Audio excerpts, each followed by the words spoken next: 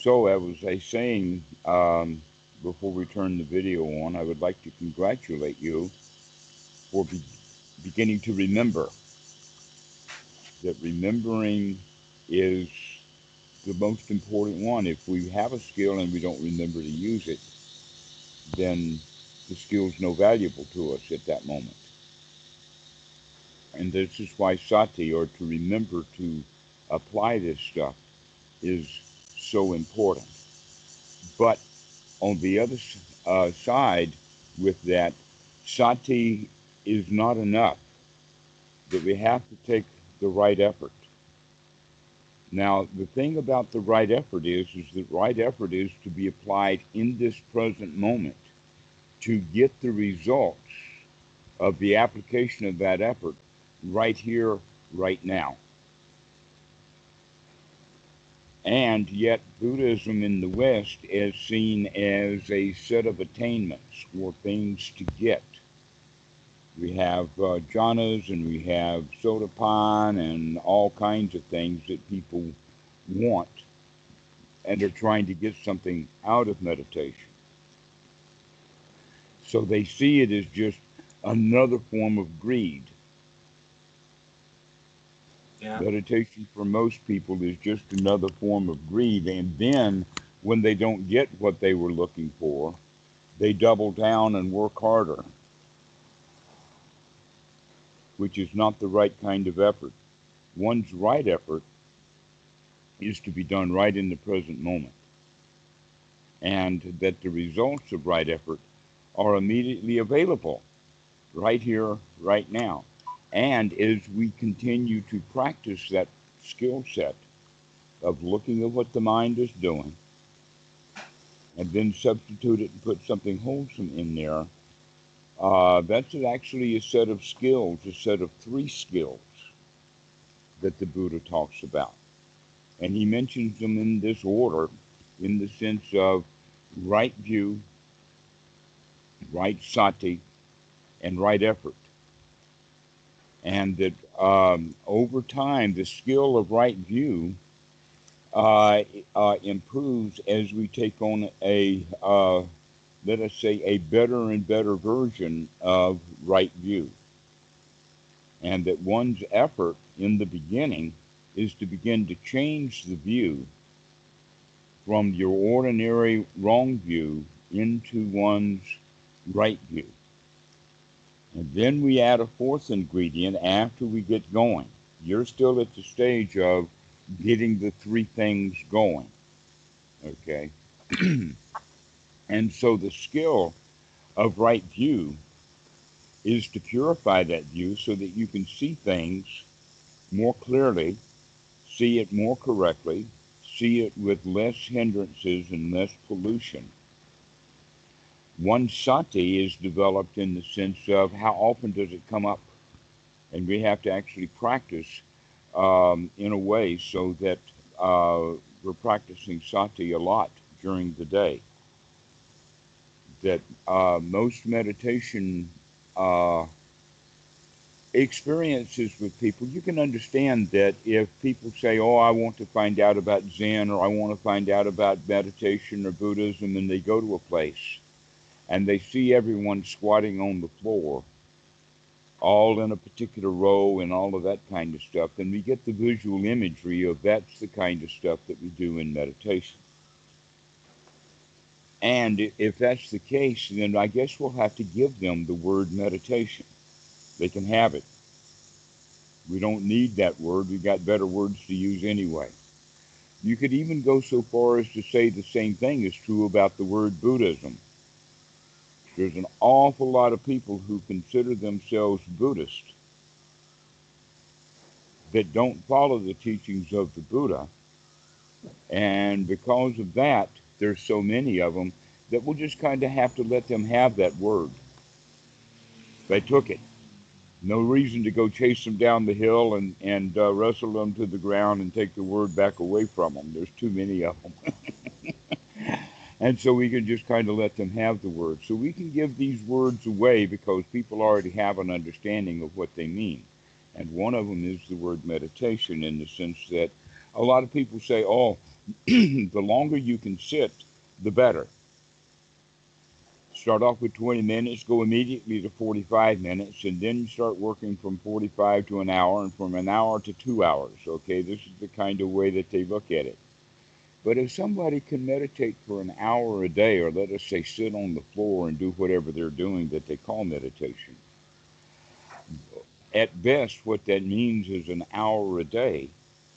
They're in the process of gladdening the mind, taking the hindrances out, putting wholesome thoughts in. So even if they're practicing correctly for an hour a day, that still leaves 23 hours a day for the hindrances to come back because we're not paying attention. Oh, I've already meditated today, is the kind of idea. Maybe I should meditate twice a day, but the point is that um, if we break our practice up into shorter periods of time, we'll get more benefit out of it in the same amount of time. So practicing 6 times a day for 10 minutes will really start to bring up the sati a whole lot quicker than 1 hour a day.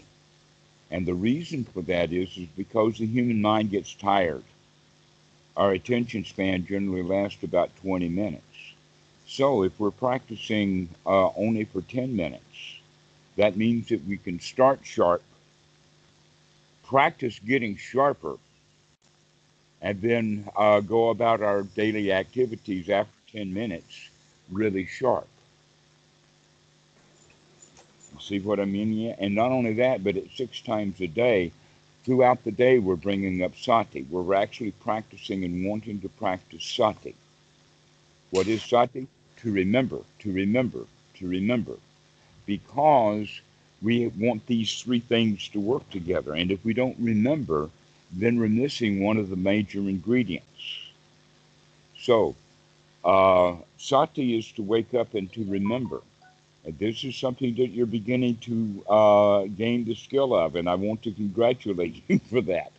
That you, after all of this time, you're beginning to remember that you can actually apply this stuff. Okay, so now we have one's right view, which is improving over time because the more we look and the more we investigate, the more we view things correctly, then the better we can see them. And then we apply the right effort. And the we can think of right effort as so easy once we start doing it. It's like getting the hang of it. Yeah. It's almost like kind of riding a bicycle.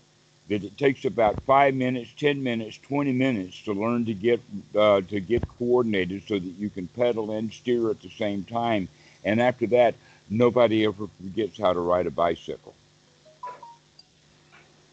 Right effort is like that. Once you figure out what is right effort, then you recognize that it's actually quite easy, and that as the skill itself develops, it becomes almost energetic in the sense that as soon as the sati comes up, so does the right effort, and so does the right view. They just pop right into place.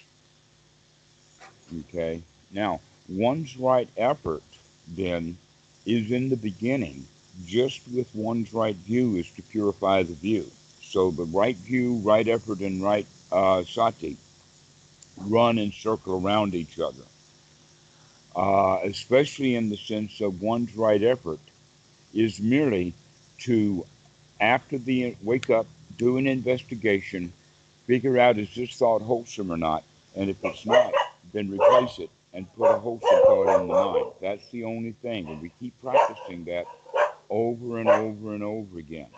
Now, it's also quite beneficial to bring in the breath, to take a really, really deep breath.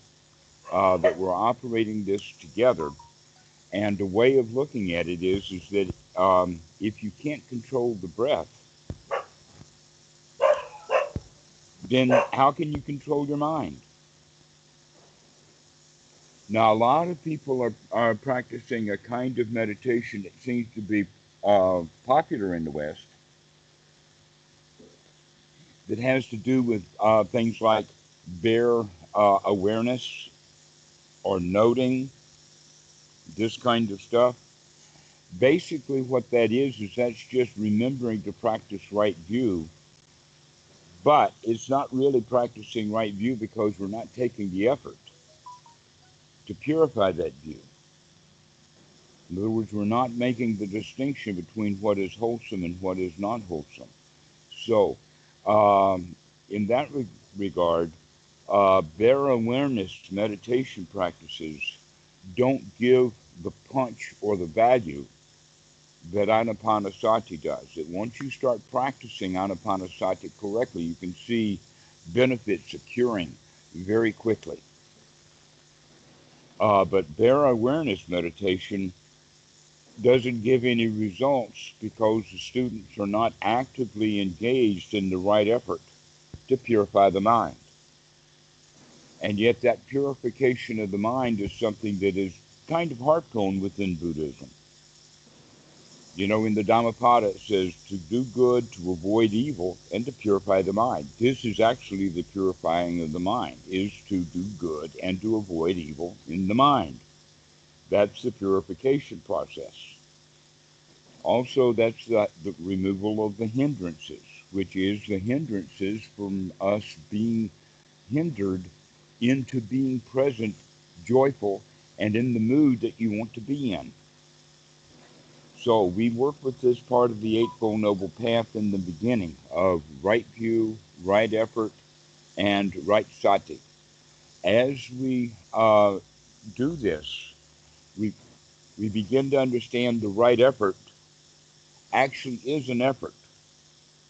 It does take effort, and that you could say that that the right effort and the right sati really work hand in hand, because it's quite possible for somebody to wake up and have some sati, but they don't have enough of it to actually be of any value to you. An example of that is when you first wake up in the morning, nobody wakes up and jumps right out of bed.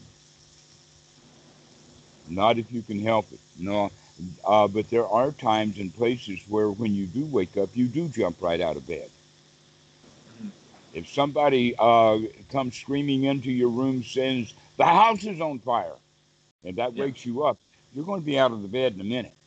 Not a minute, a second, right? But normally when we wake up and then we stay laying in the bed.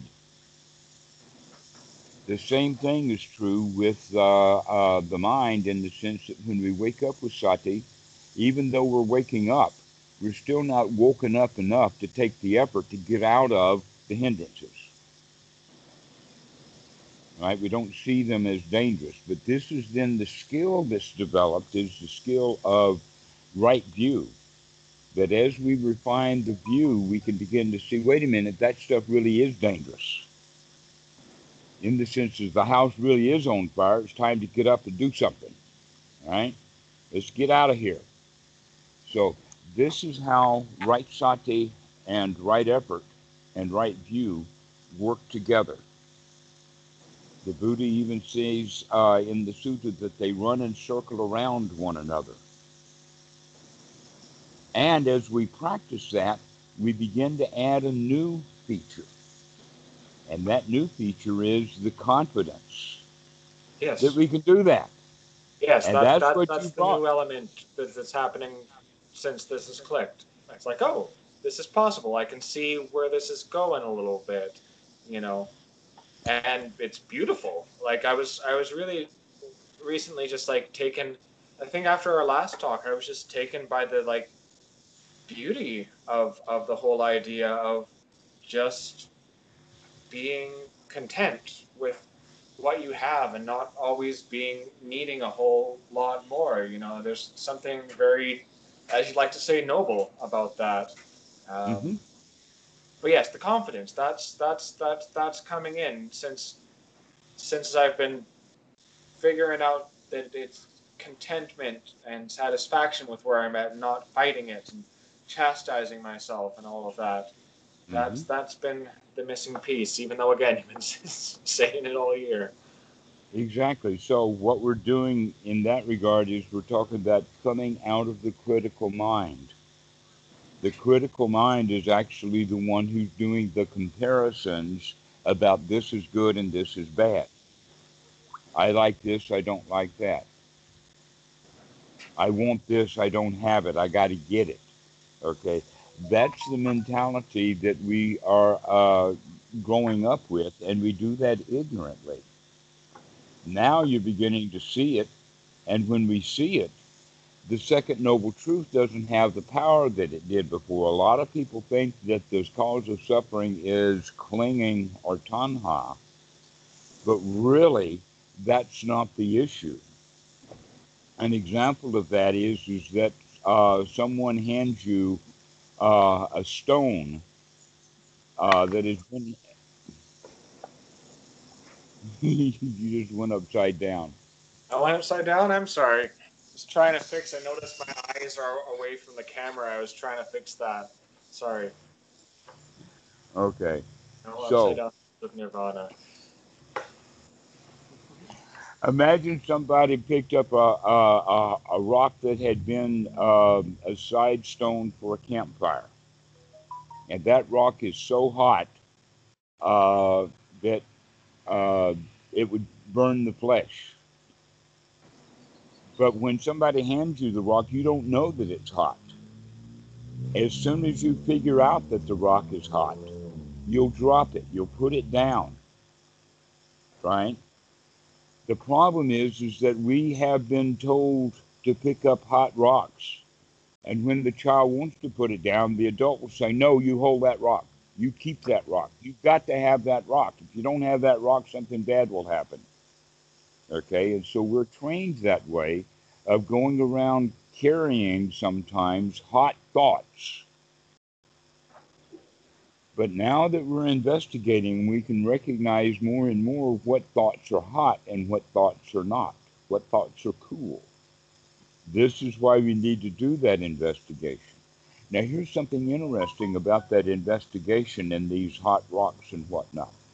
Because many students will ask, well, how do I know what kind of thoughts are wholesome and what kind of thoughts are not wholesome? That's a very, very good question.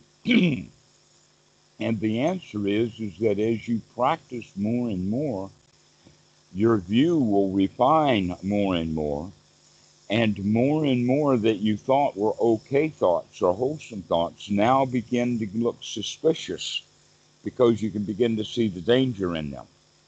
So what happens is that the more you investigate, the more junk you're willing to throw out. Mm-hmm. It's almost like that you're cleaning out the room.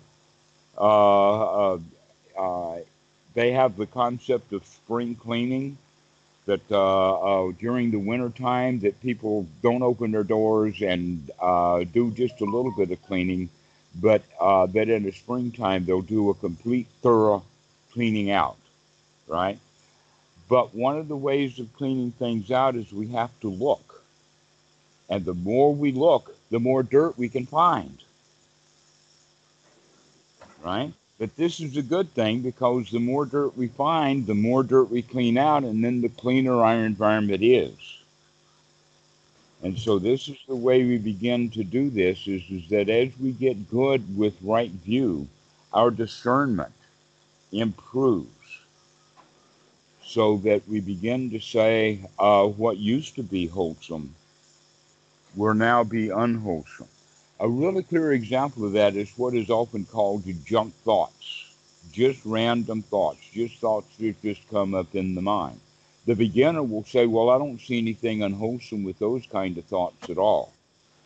But later on, we recognize that, hey, wait a minute, that takes effort. Those unwholesome thoughts require work, they require effort that we don't have to put up.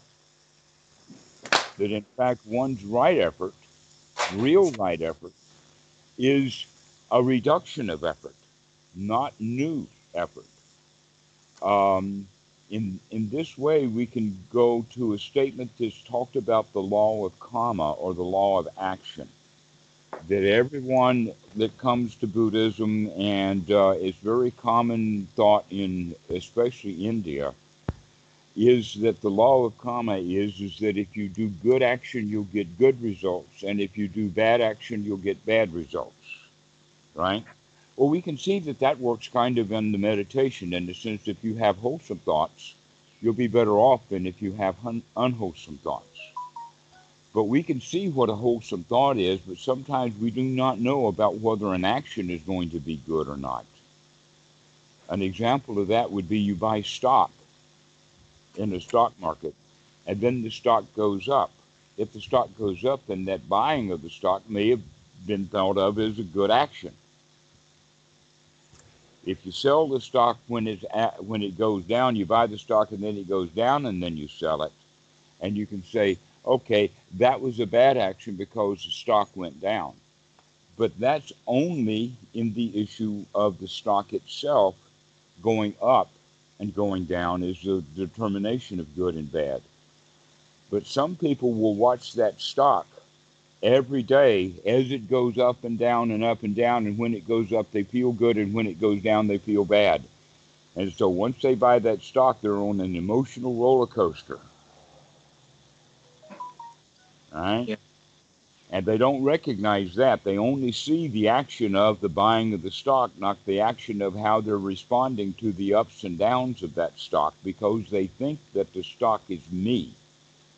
And when the stock does good, I'm good. And when the stock goes down, I go down because of that identification. But once we can make that connection or disconnection and recognize I'm not the stock, and not only that, but look at the fact that I bought that stock because of greed.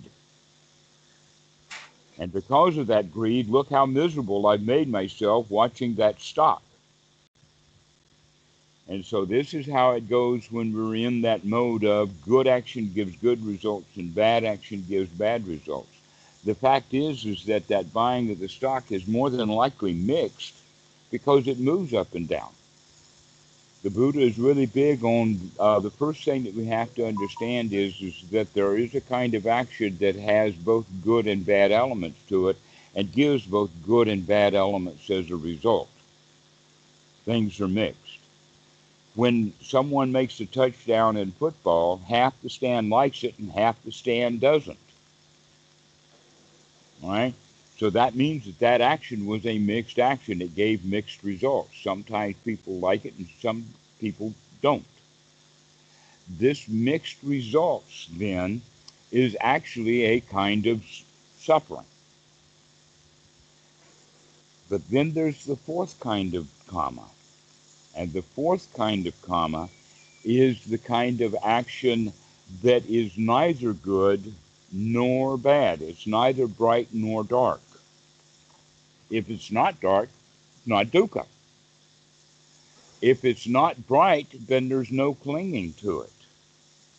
And so for the beginner, or how do we get this understood? We understand it in the sense that if I already have the mind purified, then when the mind is purified, the actions will be pure in the sense that I'm not hurting anyone. But also, the actions are pure in the sense that I don't want anything. Because normally, when we think about actions that are good actions that give good results, especially in Asia, we think about it in the sense of merit making, building a temple, feeding the monks, doing that kind of stuff.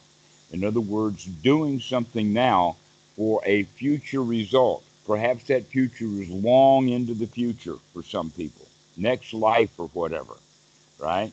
And so this is the kind of actions that we think are good to give us good results, but in fact we don't know what the results are going to be. But this fourth kind of action, the kind of action that has that is not done because of good and it's not done because it's bad, is actually just an ordinary kind of action that a person would take. But the Buddha says that this kind of action that is neither bright nor dark leads to the end of action.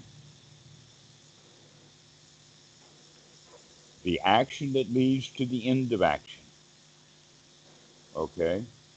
Um, let's find a typical easy example of that, and that is that it's just all over the place. If the light is on in the house, that light means is that there's a lot of action going on. There's tons of trillions of electrons flowing through wires. There's heat being given off from that light. You've got a whole power company behind it that's in operation. You've got all of this transmission equipment and all of those computers with all of that transmission equipment for balancing the load and all that kind of stuff. You can actually think about it in that way. You can see how much action there is to turn that light or to have that light on. And for us, all we have to do to put the end of all of that action is just flip the switch and turn the light off. You see what I'm talking about? Okay, so one's right action is a very small action that will then prevent a lot of other action.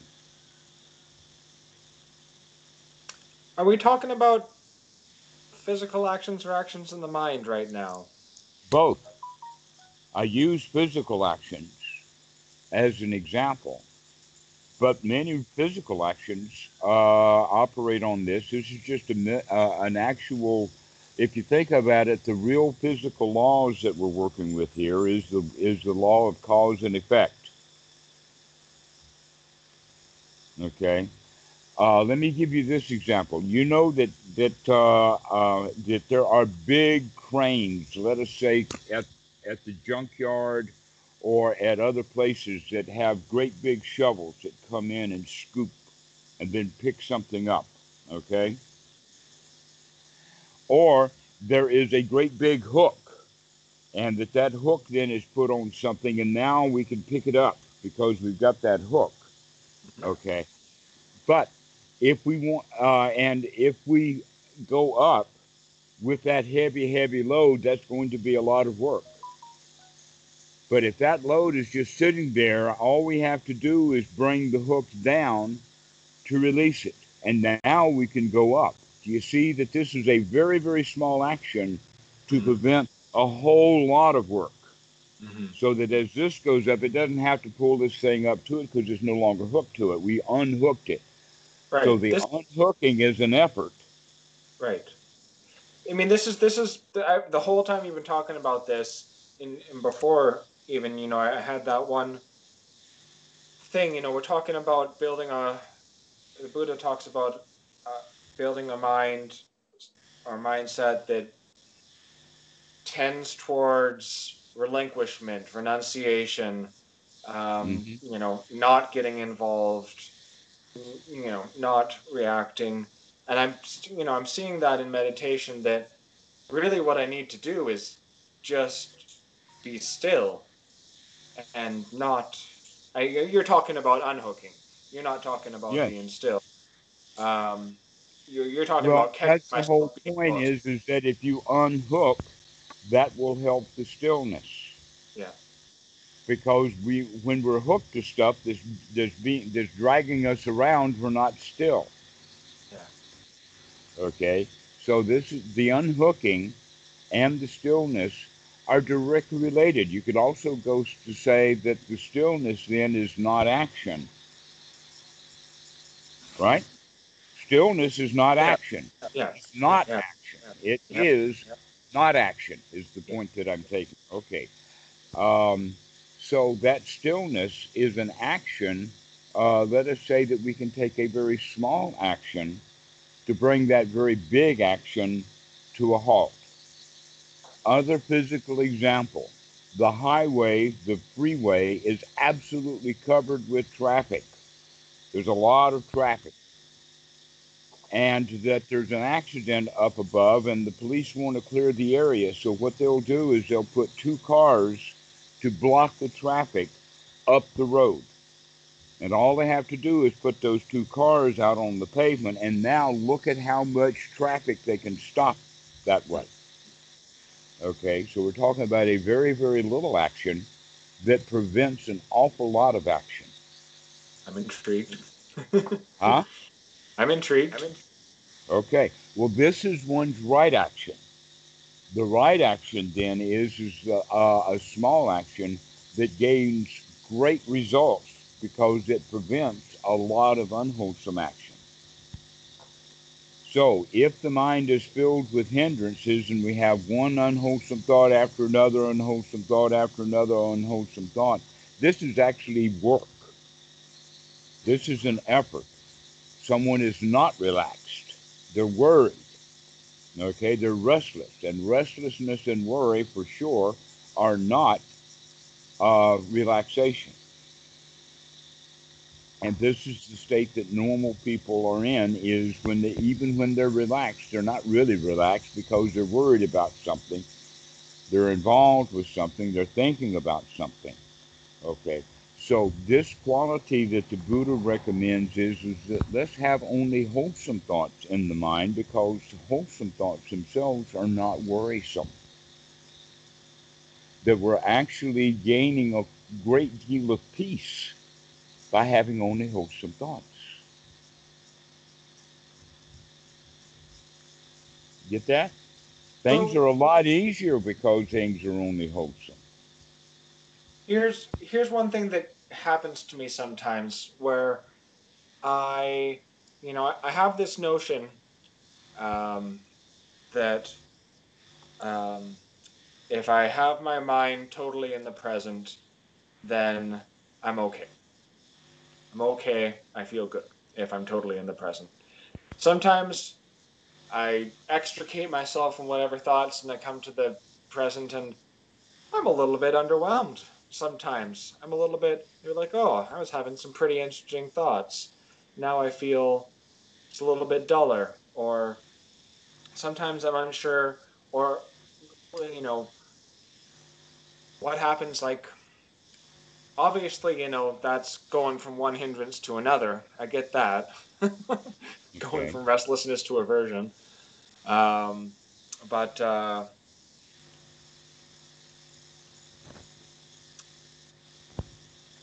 Yes. Here's sometimes I something don't get the that, full picture of how being in the present is a pleasant abiding. okay, you were kind of pointing at the fact that a lot of people don't understand what hindrances are because they can see the gratification. That you were talking about it in the sense of, oh, it was actually kind of fun to think about that. Let us say it was fun to think about that I was able to build a flying contraption and now I'm flying through the air in my mind in my flying contraption. Okay. Sure. All right. Something innocuous or whatever like that. And so we begin to enjoy those kinds of literally flights of fantasy. And we like that kind of stuff. Um, it's a diversion from the mundane realities of life, some people would say. Okay. So what we're talking about is that they see the gratification in those kind of thoughts. And if we can only see the gratification in that, then that becomes kind of like a prison because we can see the gratification only. Let me give you a physical example of what I'm getting at here, and that is that the fat man loves donuts. Anytime he sees donuts, that somebody's got donuts out, he'll sure to have half the box. Okay. And then he goes to the doctor, and the doctor comes out with a very, very grim face and tells our friend, possibly his name is Homer, because Homer likes donuts. And he impresses Homer that he is sick, that these donuts and the diet that he's on is killing him, and that the doctor actually gets through to Homer that these donuts that you're eating are dangerous for you. Because now Homer, every time that he sees a donut, he says, those things are dangerous for me. I'm not going to buy this box of donuts now. And pretty soon he's got no donuts at the house, and he's not thinking about donuts. And every time he does think about a donut, he sees it as dangerous. Okay. Okay? Because he can see the danger in that donut, he can find an escape from it. This is actually a major teaching of the Buddha, these three things, that we only see the gratification. We don't see the danger. And when we don't see the danger, then we just indulge, we gratify. But once we see the danger in something, now we can begin to plot our escape. We can begin to say, I could forego the gratification that I'm getting from that because I also recognize the danger in it.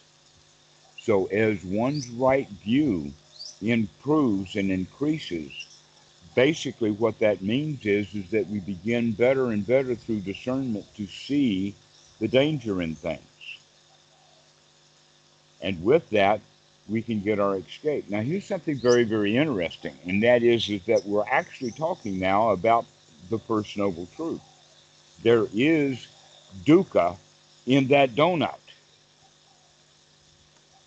It's dangerous, but we don't see the danger in it. And because we cannot see the dangers, we cannot see the escape. So one's right view is actually improving to the point that we can see the value in things. We can see whether they're dangerous or not.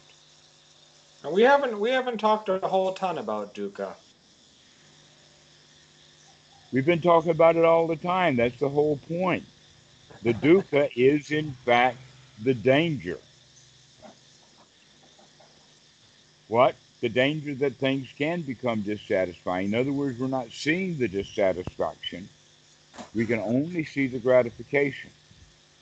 And because we can only see the gratification, we can only get indulged in it.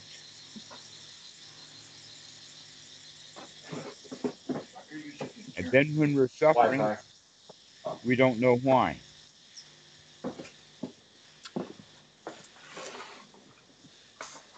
Okay?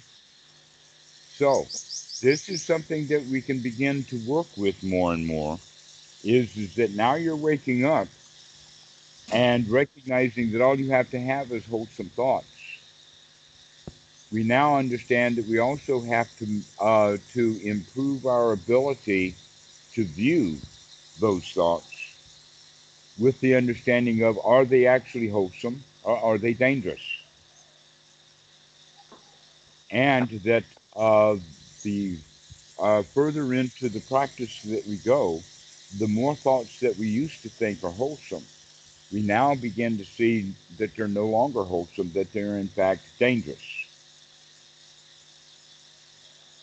And when we get to the point where our mind has only wholesome thoughts and no unwholesome thoughts in it, then that means we're completely free of the dangers. When we're completely out of danger and completely in a state of uh, well-being, let's say, that's relaxing.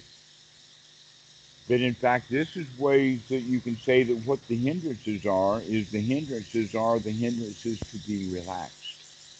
And when you have one wholesome thought after another wholesome thought after another wholesome thought, then there's no danger. Now we can be really relaxed.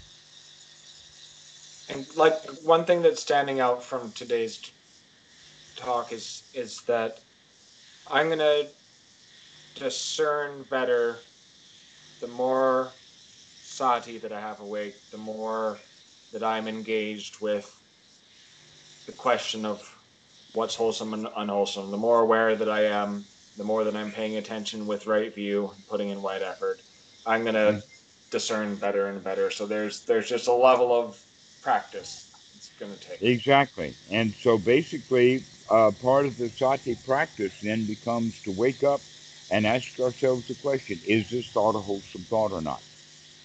Is this wholesome or not? And wow, that's a really good question to ask ourselves before we start yelling at somebody. Is about, is this anger that I have for this guy wholesome or not? And when we recognize it's not wholesome, then we can drop it before it gets bad.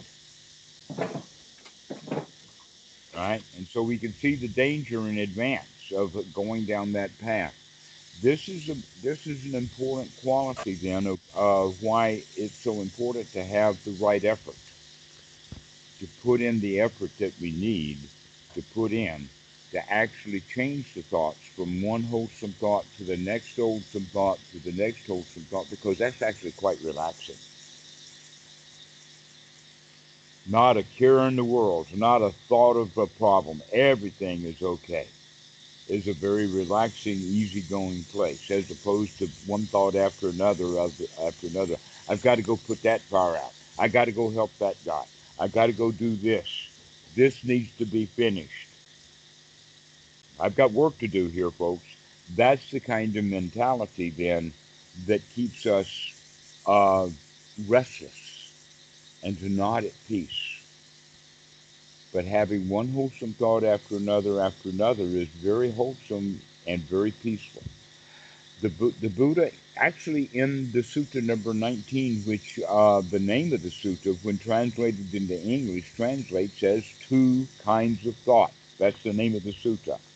Two kinds of thoughts. And this is where he starts talking about wholesome and unwholesome thoughts. Now, in the sutta itself, when he's talking about unwholesome thoughts, he's talking about it in very arcane Buddhist kind of language, in the sense of abhimsa, or thoughts that are harmless. Also, thoughts that are not of greed, not of ill will, not of wanting things that we don't have. Okay, Sounds like so, right intention. pardon? Sounds like right intention. Yes. Okay. Well, the word intention is kind of a strange word. Intending to do something or intending to get something is in a way the word is often used as wanting things. I intend to go to town. Why do I intend to go to town? Because I want something. And so an intention really can be wholesome, but it's wholesome if your intention is followed by immediate action with immediate result. For instance, I have the intention to drink a drink of water, and then I take the water, I open it up.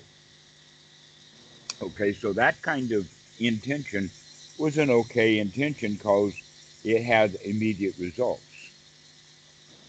But the intentions that we have that are way off into the future, for instance, you say, oh, well, I intend to go to town tomorrow. Well, then why even bother to have the thought, I intend to go to town tomorrow, when in fact we're not going to town?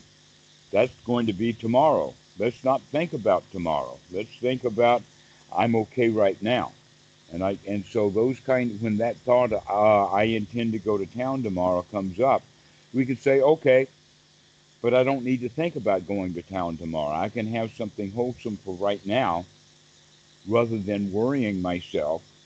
Because if we don't have that mindfulness, or let us say we don't have that right investigation, then what will happen is, I've got to go to town, I got to go to town, I got to go to town, I got to go buy this, I got to go buy that, I got to make a long list, I've got to go do this, that, and the other thing. And guess what? When you actually go to town, it will not be exactly the way that we were thinking about it the day before. It's not going to happen that way. And if it doesn't happen the way that we were thinking about it, then we'll feel bad because I intended to do this and that happened instead. So it's really good then for when someone is really wholesome is that when they see their intention to do things tomorrow, that we don't have to worry about it so much today. This is exactly what Jesus said when he says, "Have no thoughts of tomorrow." Now, many people, especially those that are anti-Christianity or whatever like that, can find all kinds of holes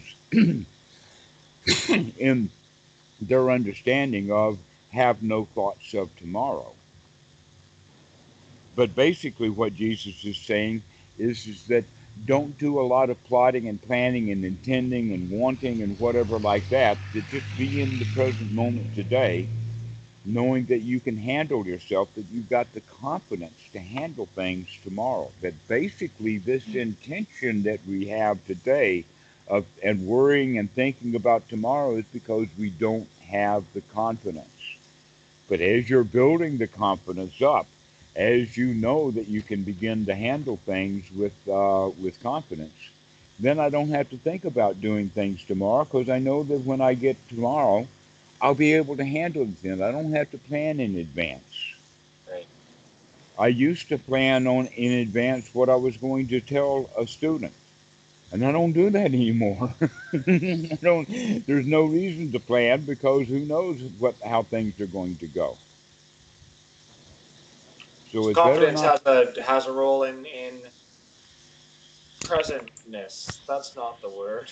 Mm, That's the word. sure, Living in the present. exactly. So as we investigate more and more, we begin to see that all things that I thought used to be wholesome now tend to not be so much. And this is how we begin to purify the mind, is that as we get sharper and sharper about knowing what's worthy of thinking about and what's not worthy of thinking about, we wind up not having much to think about at all. This is now in that direction is going in the direction of the action that is the end of action. Because if we have that one thought, oh, I don't have to think about tomorrow, let me enjoy this present moment right now, that one thought has saved us maybe 10 or 20 minutes of worrying about going to town tomorrow. Or maybe we're going to worry about it all day today. And look how much work we saved ourselves by that waking up and changing the mind and saying, I don't have to do that. I don't have to think about going to town tomorrow. I can just sit here and enjoy the moment instead. No planning needed. That often our plans are just spinning our wheels, going no place. Yeah, trying to make now feel better with phantoms. Hmm. And the present by itself is marvelous, all by itself. It doesn't need any past or any future. It's just really nice right now. And you live in that. You've been living in that for a long time. Yeah, the now is really nice. Might as well use it. Here it is. So, this is how we practice. Now, let me give you a little story. Okay. This is, I mentioned Sutta number 19. Yeah. In this sutta number 19, two kinds of thoughts. The Buddha has an analogy that I think is quite marvelous. It's an analogy from that time, and the analogy is of a cow herd. The guy is got a few cows. This is not drovers in the West where you've got thousands of cows you've got to take to the railhead on the Chisholm Trail, but really the kind of cow herd you would expect in ancient India. He's got 4 or 5, maybe a dozen is too many. So something between 3 or 4 and 8 or 9 cows that that's his livelihood. He makes his living off of these few cows. And so he has to deal with them every day. He has to make sure that they're fed. And he takes them someplace outside of his home. So on the way to the place where the field where they're going to feed, he's got to go down this pathway. And along the pathway is a village that's got um, merchants and food stalls, and children are playing and whatnot like that. And this cow herd is taking this group of cows through this area. He carries a stick. Why does the cow herd carry a stick? Is because he's going to whack that cow to keep that cow from stepping on a child. Or he's going to whack that cow to keep it from taking a carrot off of the food stall. Okay?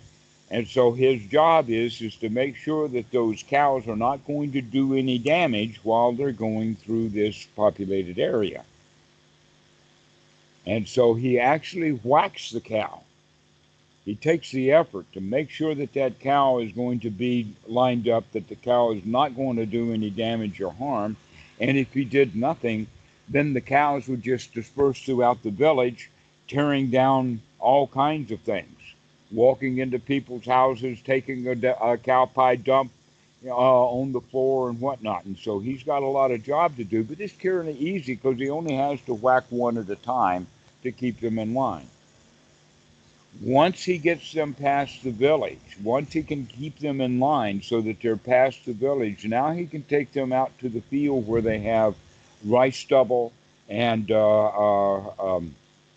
stalks and grain and whatnot like that. And so now they're in a safe area. The cows are not in danger. They've got their heads down while they're grazing. Now the cow herd has very little work to do. If while he's walking through that village area with those cows, if he doesn't do any work at all, then he's going to have a whole lot of work to do, a whole lot of trouble. They, in fact, could take his cows away from him to pay for the damage the cows do. So he could lose his whole livelihood if he doesn't keep those cows in line, and he knows it. It's very dangerous to allow those cows to go out. And so he whacks them and gets them in line so that every cow, step by step, is in line. Once he gets them out to the pasture, though, now he can relax. So we can think of this analogy as the cows, we whack the cows to keep them in line, which means we're now in the village of thought. And so we are whacking these thoughts. The way that the Buddha used it was that frame of, aha, I see you, Mara. I caught you. I got you. That's the same thing as the cow herd whacking that cow. Say, Yeah. you stay out of that place. That's not where you go. You go straight. You don't turn to the side to grab some delightful thing that you saw along the way. But once he gets the cows out, once he gets them in line so that they can progress, and they're all wholesome, now he can relax. This is exactly what we're talking about in the sense of the right effort or the action that brings to the end of action. Yeah. If he only hit that cow with that stick, that was a little action. That was the right effort that it took to keep that cow out of danger. Mhm. But once all the thoughts are in line and we have one wholesome thought after another, now that's a second level of relaxation.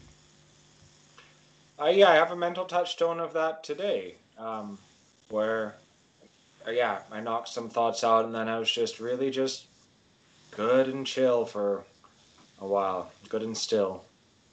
Okay? Well, there's more to it than that. And that is that once we get the cows all in line and out to pasture and their heads are down and they're grazing, and we know that the cows are behaving well now because they're doing what they're supposed to do, we don't even have to watch them. The cowherd does not have to stand there with the cows while they're grazing with his stick. He, in fact, can go sit down under a tree and rest. Now, in the beginning, he's going to keep an eye out on those cows, every one of them, make sure that that cow is wholesome. But after we know that every cow is wholesome and their heads are down, you see, if the cow head comes up and the cow starts looking around, then the cow herd should notice that, because that means maybe the cow is going to leave this pasture and go off and do some damage someplace. Okay? So we have to keep kind of an eye on them, but it's very easy going. That the cowherd is now actually sitting under the tree in the shade with nothing much to do because he's got his cows all in a wholesome state. So what we're actually talking about now is this progress of insight, or this progression of the Dhamma, is going from an agitated, restless state into a one wholesome thought after another state, much, much more relaxed. And now we don't even have to watch the cows anymore.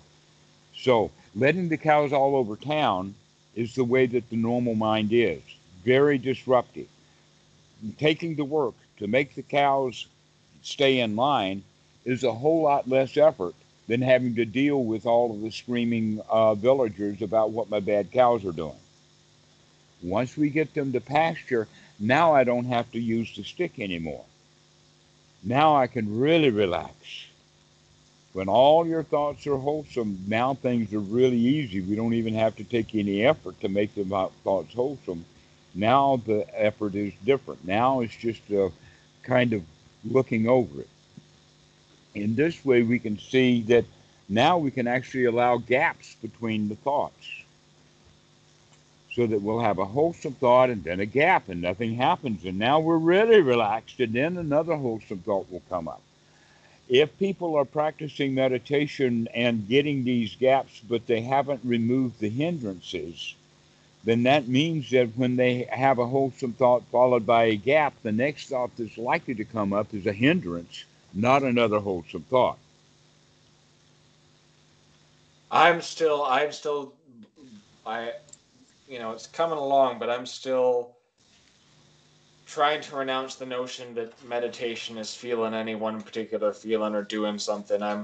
I'm still laboring under that. So I sit down with desire and aversion when I'm not in this blissful state. Still, I know that that's spurious, but Okay. Well, when you are, that's very interesting that you would say it like that, in the sense that you sit down to meditate with your mind full of desire, yeah. right? Why did you wait to sit down to meditation before you wake up to the fact that the mind is full of desire? Why didn't you do that 10 minutes before meditation?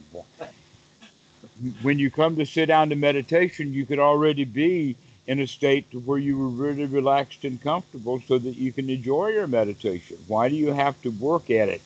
Okay, the answer is, the point is that sati now is going to be a skill to be developed. Right. The more often you remember to check the mind to see is it wholesome or not, the more likely it's going to be wholesome in that moment. Okay. And so you can see this as a skill development. Congratulations, though, you've gotten a foot in the door, so to speak. I'm genuinely happy about it. Very good. So this is the way that we're going to continue to practice is to the discernment of figuring out in a new way, look at every thought that we have. Many of the thoughts that we thought were wholesome, we now can see are in fact dangerous. And those are the kind of thoughts, too, that we should not have. And so as we progress in our skill set of right view, the right view means that we're able to discern what is wholesome and not wholesome and remain in the wholesome, knowing that it's a sliding scale. That this year's wholesome thoughts are not the same as next year's wholesome thoughts, nor the thoughts that you had long ago. Um, in fact, memories are a good example of what we're talking about. If you sit and you remember something that happened in the past, let us say you remember living in a particular house at a particular age. If you think about what happened while you were living in that house, within just a few mind moments, just a few thoughts, you'll remember something bad that happened in that house. Maybe. Okay? That we do not, when we're reminiscing, reminisce in wholesome. We reminisce in unwholesome, or we just reminisce and stumble into the unwholesome. And not only that, but the reason for that is because when we lived in that house at that time, we were not mindful, and therefore we were most likely to have a lot of wholesome, unwholesome behaviors in that house that we lived in. So when we remember living in that house, the likelihood is that we're going to remember something that happened that we don't like. Well, and it sure can provoke a lot of hindrance. I mean, it sure can. So thinking about the past is dangerous. Now let's say that we do, and we run across that while I lived in that house, I hit my dad. I slugged him. And I remember that. And every time that I think about that house, I think of Dad, and I think of that episode, and I think about hitting him, and then I feel bad. Right? Okay. So now it's time to have the kind of wholesome thoughts of, oh, that episode is deep in the past. It happened to two people who no longer exist. That I am not the one who did that action in the past. That I'm who I am now, and who I am now disapproves of that kind of behavior that I did not disapprove of then.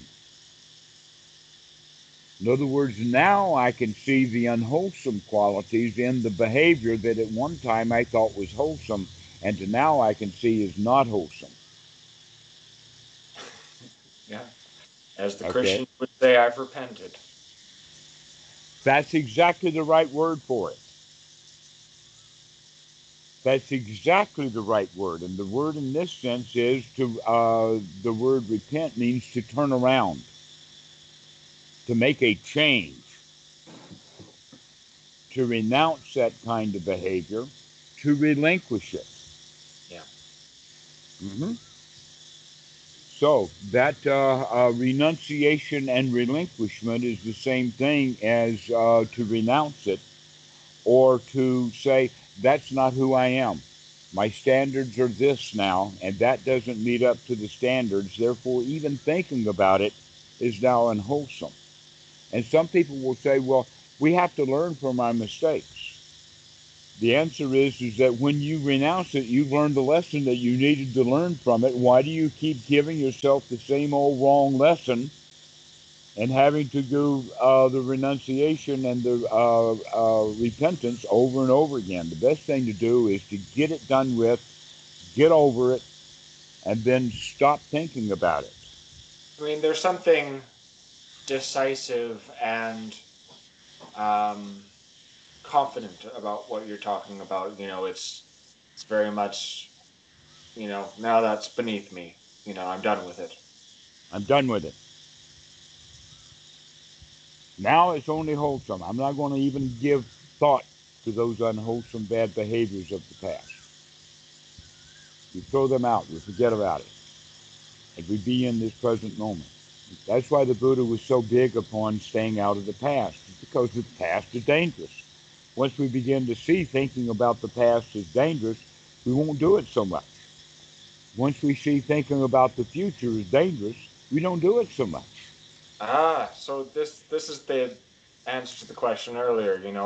There's the analytical sati right effort. Okay, yeah, process here to being in the present and confidence. You've given me some answers by and by. That's really great, Devon. And today I got to congratulate you. You've been smiling more today than I've seen you in the past. Something's happening for you. Congratulations. Just have a bit of joy here, folks. Because that joy is actually the recognition of success. You're becoming successful at your practice of meditation. Well, and I'm very And I'm grateful. so pleased. I got to tell you, I'm so pleased for you, Devon. I'm really happy for you. I'm very grateful. I got you putting good words in my brain. I think this past year and a bit hasn't been all success for me, but it would have been a lot less successful than it has been without the stuff you've been passing on to me. So much, it's appreciated. It really is. Well, the, the further you go into it, the better your skills will be. And whatever the past year has had that's been such an improvement over the year before, next year is going to be even better. I But like the don't sound. plan on anything. Don't Yeah, just recognize through confidence that your skill set is developing, right. and that you'll Confidence. be able to handle Confident. next year Yeah. much better than Really you did this year. cool. Excellent. Well, keep with it. Keep practicing. Like I said, try it about 10 minutes a day, 6 or 7 or 10 times a day. Just start, because you've got that kind of time. I Just do. start remembering 10 minutes is all it takes to Yeah. sit down and get myself into a really, really good state. And then you can handle another hour or two. And then you can sit down and get yourself back into a really, really good state. Wholesome thoughts, one wholesome thought after another after another. And that builds confidence. Yeah, will do. Okay? That would be 10 minutes 6 times a day is a much more productive hour than people trying to sit in meditation for an hour. Because here we're in 6 times a day, your intention is right now to clean the mind and be in a good state. And we practice that over and over and over again, and then pretty soon, between the 10-minute sessions, you'll begin to remember. And so then you can start adding another minute or two here and there, and here and there, another minute or two of good, wholesome thoughts. And pretty soon, they begin to become a predominant part of your day. Right. Yeah, that'd be nice. That we're not going to leave on all of the wholesome thoughts to only the meditation cushion, that we're going to have wholesome thoughts all day. And so this is what we're practicing for.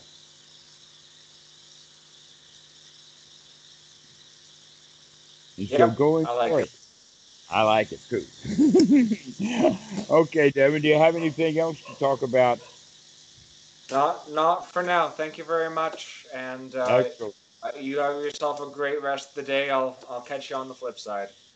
You enjoy this very moment. That's my advice. Yeah.